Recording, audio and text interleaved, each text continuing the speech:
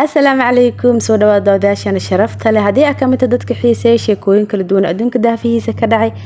channelka ayaa ka heli doontaa si aysan ku dhaafin wax kasta oo cusub subscribe dhag gambaraalka furo like iyo share tan ha ilaabin adigana waxba kaama dhibayso lacag kuuma fadhiso anakana channelka ayaa noo qurxin doontaa sheekadan wuxuu ku dhacday wiil yiraahdo Qaanim wuxuu ahaa xaasle wuxuu u heysay hal wiil wuxuu ahaa dadka nolosha aad u hooseysa ku nool haduu qada helo quraac male haduu quraac helo casho male dabcan family aabihiisna saas ay ahaan dad waxay ahaayeen family dhan oo iskaga nolol aad u hooseyso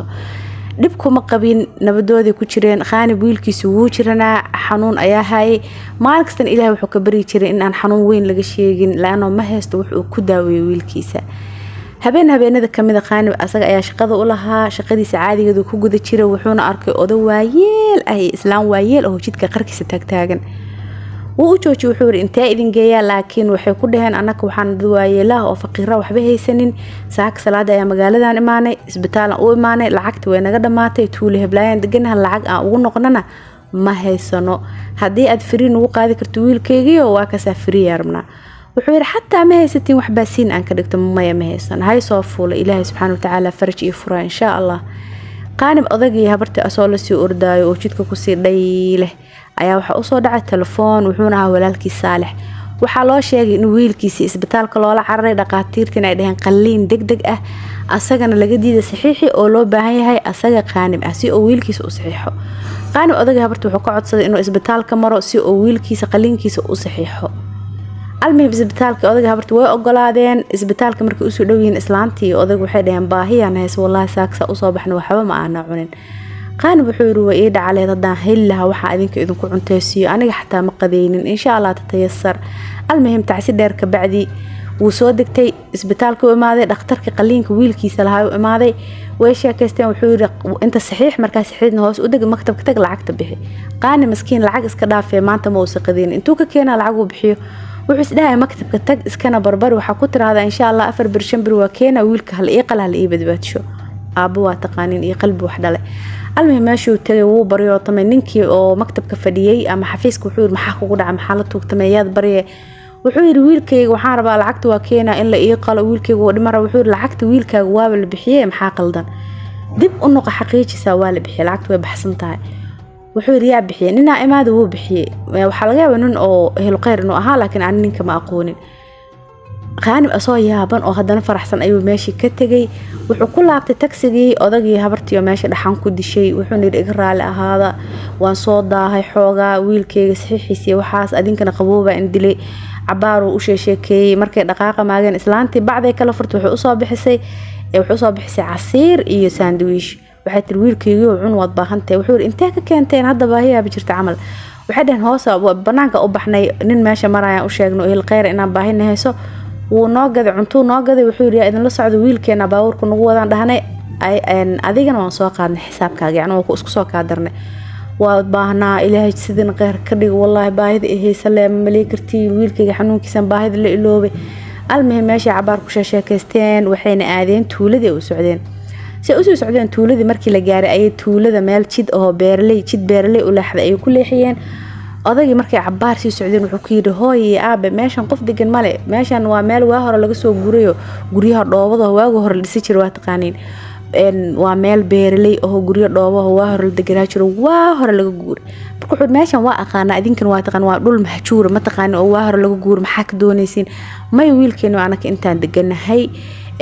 si cabaar u socdeen asoo yaaban waxay dhaheen jooji inta kaaga degeen wuxuu yiri may hooyaday aabahay camalatiin meeshan cabsida ah oo ma arkino qof joogno cidlada laga ma yaab inaan kaga tago waxay dhaheen may isdaji anaka kaliimaan xataa qoomkeena dhan intay degeen qoomkeena oo qoomsee ah anaka manihin insi waxaana jinsi isdaji manihin insi waxaana jinni isdaji ha xabsanin anaga waxaana muslimiin waxaan kamidna jinniga saalixiinta oo Ilaahay caabuda ayaan kamidnahay muslimaan nahay wadaadaan nahay maanta waxay ahayd sanad guuradii arooskeeni 500 maxay sanad guuradii arooskeeni 5000 oo sano ay ka soo wareegtay 5000 oo sano ayaa kasoo wareegtay ayaa u dabaaldegaynay waxaan qaraar ku gaarnay qof muxtaaj u baahan yacni musaacida inaan saacidno banaanka ayaan usoo baxnay adiga hortaada waxaan joojinay taksiyaal badan laakiin waan weyne hal taksi oo na caawiyo ama meesha aan u baahanahay geeyo adigana ilaahay ayaana kaa siiyay waxaad ahayd qof wanaagsan oo qalbi wanaagsan adigana ilaahay ayaa musaacadaas kula soo doontay ballanteena weed inaan ka farxina maanta qof marka lacagta isbitaalkana ana kaa bixinay waxaa la yiraahdaa saas ay arunka aad kaliya inta isku meekay inta ka tag qoon badan oo anaka ahayn degan qaar xuna ku jira qaar sana ku jiro baawurkaaga kala firay gadaal dhan ha soo fiirin hana isku day inaa meeshan maalin dambe imaatid marka tagtidna meesha u socotid baawurkaaga shandadiisa ama qaybta gadaal baawurka oo la furo wax la gashto soo shandad la mid ah sanduuqa dambe waxaa kuugu jira hadiyad markaad meeshaad u socotay tagtid fiirso wuu isku naxay wuu qalqalay wuu sadaq waayay almuhim baawurkiisu la soo xiimay soo u soo orday wuxuu baarkimka ku duugay isbitaalka wiilkiisu ku jiray wuu soo degtay lacagtii wuxuu ma soo fiiray hadiyadii loo sheegay ma soo fiirno wiilkiisu uu imaado wiilkiisu soo naxo qalin ka soo noqday xaaskiisii iyo kulli waa la farxay inuu wiilkooda fiicnaado qalin ku guuleystay